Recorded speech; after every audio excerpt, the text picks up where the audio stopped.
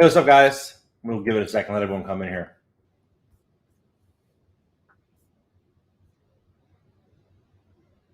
Some real big news coming out of New York.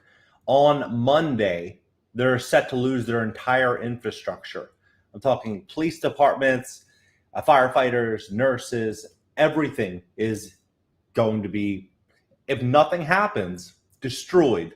And we could see a situation where that city becomes, like something out of a movie. This is what's happening right now out of New York. And it seems kind of hard to believe because the real estate market in New York is just soaring. It is soaring. You have New York real estate market sees luxury hit new highs. Something in San Fran just sold 1.4 million over ask. Central Park Tower, more closings are recorded. 3-decade high for New York right now. But what they're not telling you is this right now. In New York, the court just ruled against the healthcare workers. So they just ruled against the healthcare workers. But many people don't know this, but this is already something that's happening too. And so what I think is very likely to happen is that when this comes about and this becomes applied to the job title, we're going to see situations like this continue to roll out, where it's 1 in 5 ambulances and fire companies could be offline Monday as the NYC workers fight. So 1 out of 5 people could essentially no longer be there. Firefighters, ambulances, this is massive. That is massive. But this is what is very concerning to me, is this new situation here where they're saying that as of Thursday, 25% of NYPD's workforce remain and face being placed on unpaid leave starting Monday if they don't. So 25% of New York City cops. So you think about how big this is. 25% of New York cops, then 20% of firefighters and ambulances. The whole infrastructure is going to be a question. And so where does this go? If 25% have not yet stepped forward, what are the odds that they step forward again and again if this does become a situation where they have to, right? So hundreds of cops have been lining up this week as police brace, hope more get it over the weekend. But what I think is very likely to happen right now is that San Francisco, what's happening in San Fran is going to happen in New York, where now residents are hiring private security to patrol the streets in bid to stay safe amid crime spike that has left many fearful of going outside during the day. So what I think happens, I was in Mexico, a little backstory because I think this is going to apply perfectly. I was in Guadalajara, Mexico, and I posted on Instagram. If you don't follow me on Instagram, follow me on Instagram. ThisisJohnWilliams. I was in Mexico, and I posted on my story, hey, anyone in Guadalajara, if you are, send me a DM, and let's meet up for drinks or dinner. And so I met up with a couple people, and I was asking them a bunch of questions, saying, what is it like living in Mexico? What do you need private security? Do you need private security in Guadalajara? And they said, well, if you have a nice car, if you have a nice house, or if people know that you have money, you need private security. And I was like, okay, well, how much is that? It's $1,500 a man. So $1,500 per person for private security. So if you have, let's say, a family of 3, you're probably not going to just want 1 security guard. You're probably going to want 3 to 5, I would guess, depending on, how much money you have or what people think that you have or how desirable what you have is to the people inside the area. Now, the people in New York, what I think happens is that I think that we could see a situation where crime gets out of hand and everyone starts getting private security that can afford it. And then what I also think happens as well is I think we have a situation where people start valuing safety more than anything, meaning buying ranches, buying properties that are, out in the mountains, buying large spreads of land, having that as a secondary residence. I think we're going to start to see more and more of that, especially as crime kind of increases. People are going to say, maybe living on Park Avenue or across from Central Park isn't what it used to be. I'll only go there when I have my fleet of security. This could be a reality for New York if they lose 25% of the cops and crime is skyrocketing. It's skyrocketing, and they're also doing some really interesting stuff here. Bloomberg just posted this, that, I mean, this is pretty interesting. So they're already they're starting to prepare for some interesting things in New York. You know, hopefully nothing like that happens, but they are preparing for it. Seems like some very dark days could be ahead for New York City. But I do believe in New York City long term. You know, if I were to invest in real estate in New York, I wouldn't buy now. I wouldn't buy next year. I'd probably buy in 3 years, 2 or 3 years, and let everything that's going to happen right now happen, and then buy when I have a better understanding as to how bad things are going to get inside of New York City. But New York City has always been a hub for tourism, for events, for shows, for restaurants, for opportunity, for job opportunity. People have always went to either New York or Los Angeles, but New York has always had better proximity to Europe. So it's brought a lot of attraction, a lot of money, a lot of capital to New York. But I think that people are going to really take a step back when they say, hey, it's 12 o'clock in the afternoon and I can't safely go outside to my car. That's going to be a problem. And we're seeing that happen more and more in a lot of places throughout New York. And they're saying, okay, well, now crime is through the roof. People are taking advantage of it. There's a gang out there called the $1. I think it's like a dollar sign, something like that. I'm going to pull it up. And what they do is they are there.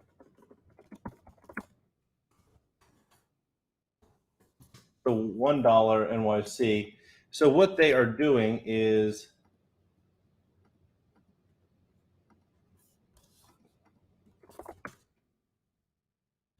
own every dollar is what it's called. And so what they're doing is they are literally just targeting everyone that they think has money by the jewelry that they're wearing. So I think this is going to be a big thing, especially if 25% of the cops start to step away, and the likelihood of getting caught falls dramatically. And people don't have as much money because rising costs for goods and services and food are increasing, and job opportunities are likely falling because of what's happening right now with New York. I'm going to show you this too. This is very interesting. In New York, crime is so retail and theft.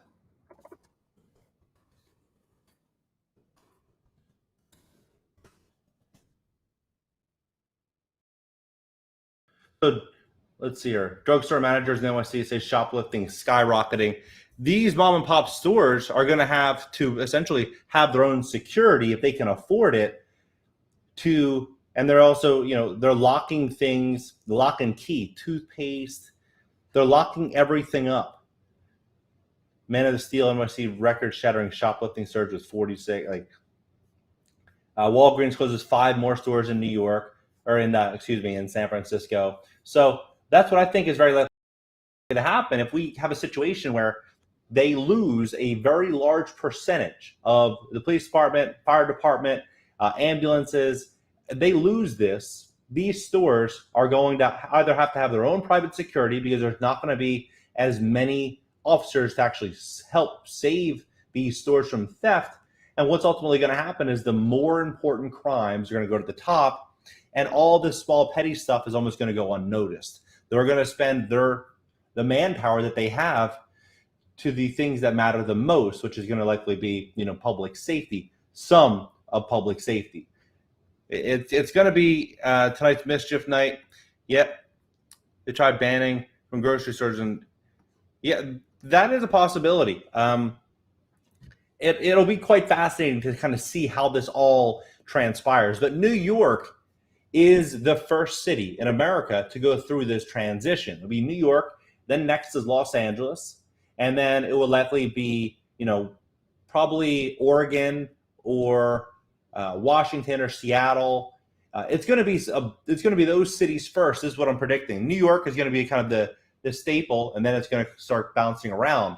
But depending on how crime gets, what I think is very likely to happen, as I mentioned, is that ranches and large plots of land, that is going to be where elite start plowing capital, because that's where they're likely going to want to stay is not going to be in a dense city where, if you remember what happened in 2008, there's a building called, I think it's 650 Park Avenue.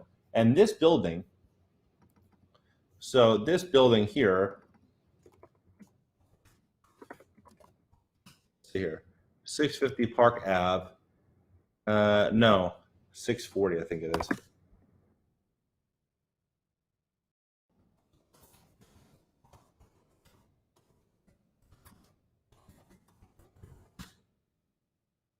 $740 Park Ave. Yeah, that's what I thought I put in. But in 2008,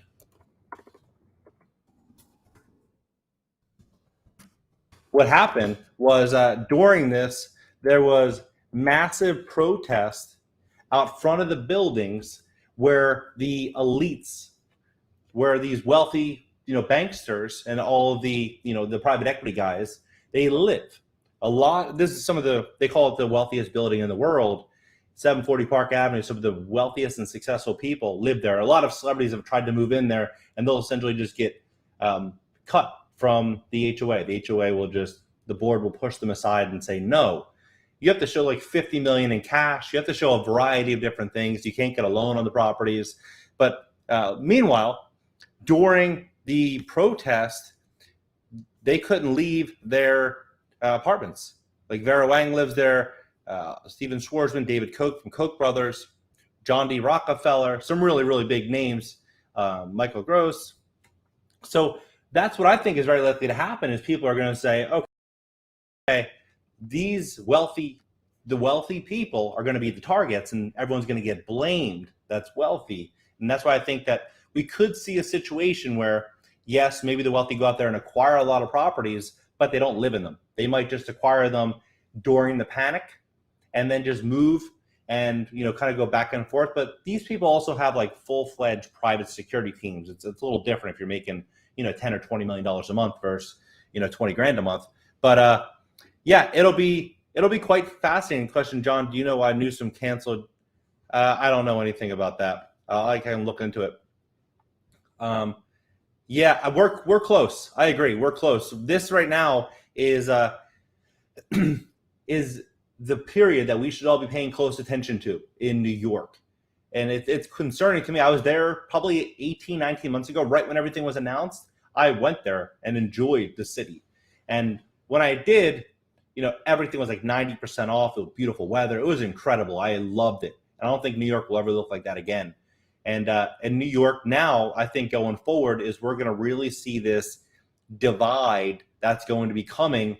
But again, this isn't meant to, this is a good information for all of us, because what we are realizing now is the world is changing, and the smart investors understand how the world is changing. They see the things that are happening. Most people, they push off this information and pretend like it's not happening. This is happening.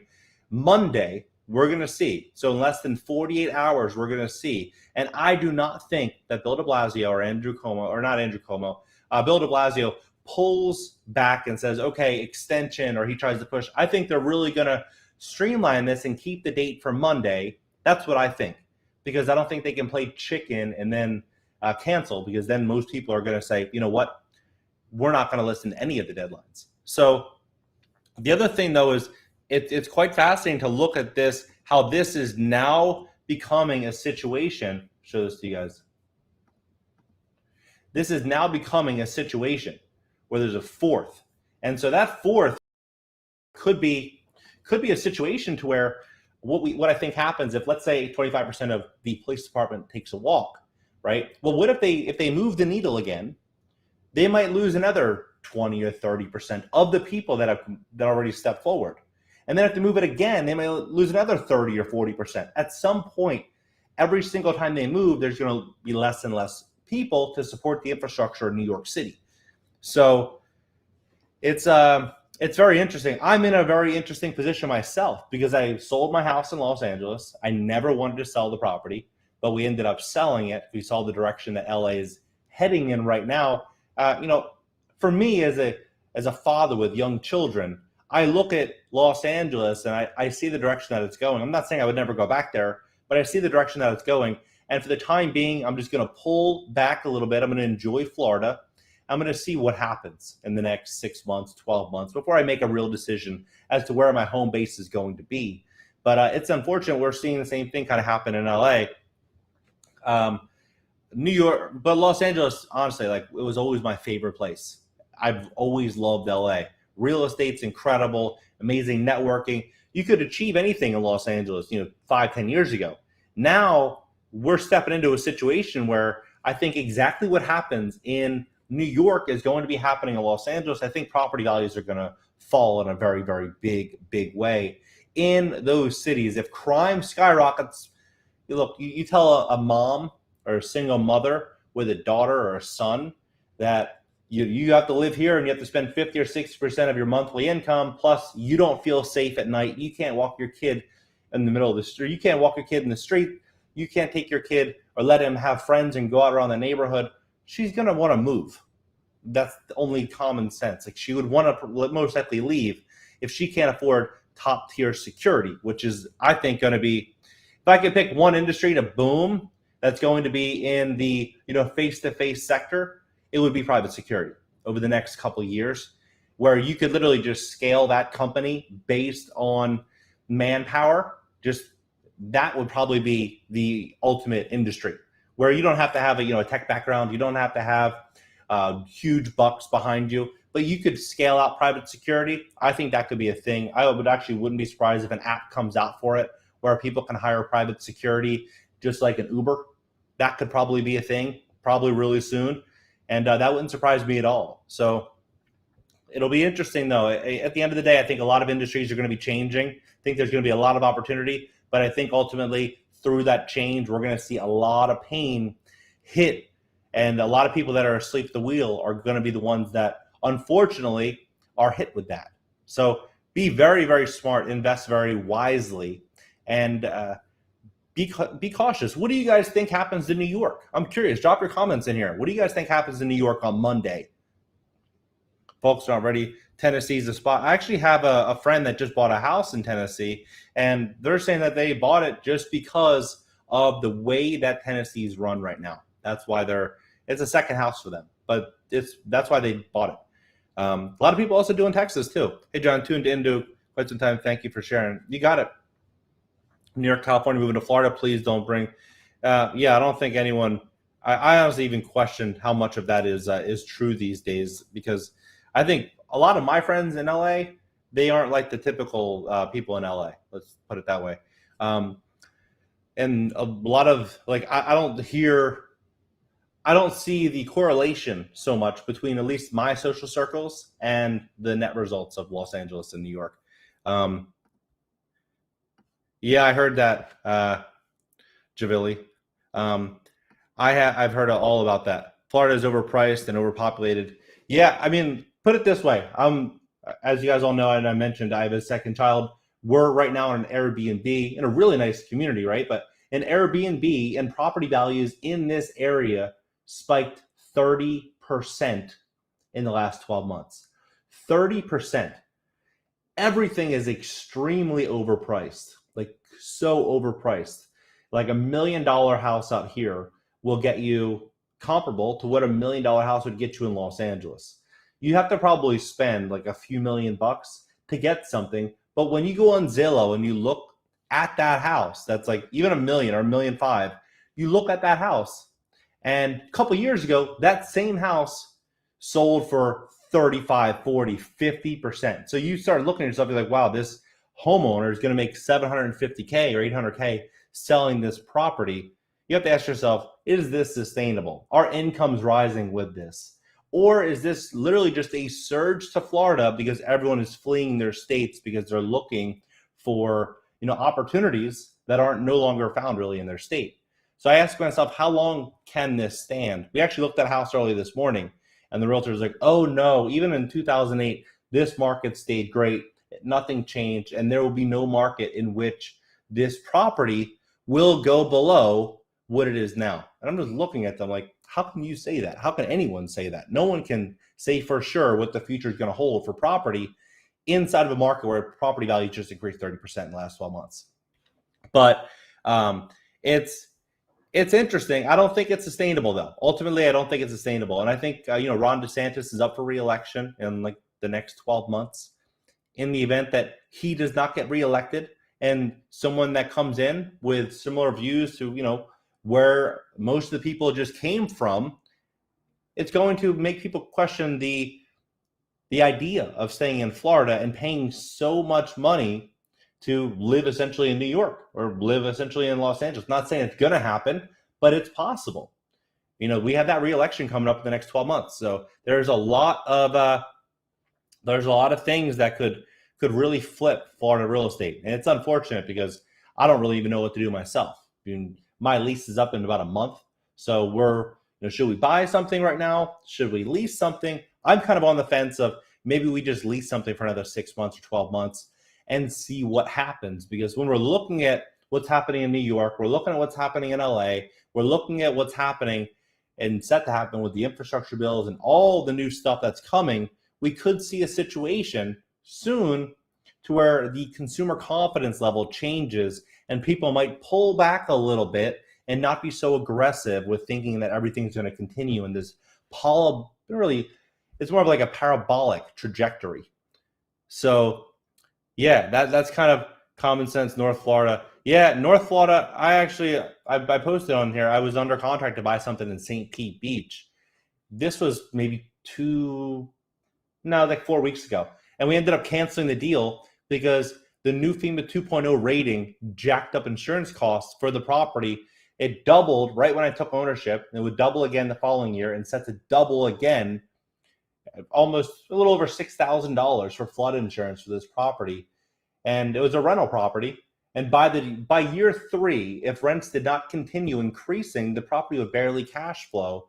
It just didn't make sense any longer. So I took the numbers to the realtor, tried to renegotiate the deal. And I said, hey, I'll buy it at this price or I'll walk away. I ended up just walking away. Couldn't make a deal on it.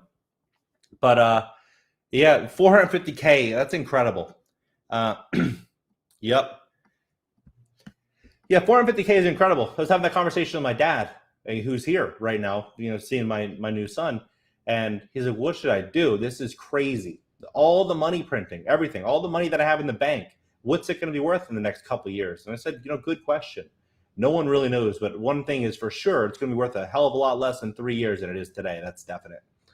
So everyone's kind of in this transitional period of thinking, most people. Some people are diversifying. They're going a little bit crypto, a little gold, silver, real estate. A lot of people are actually investing in land, but people are putting out their options to where they can pivot with the market. But this New York situation here, if this does happen, and this really does become a thing where this is set for workers, we can see a situation where we just have New York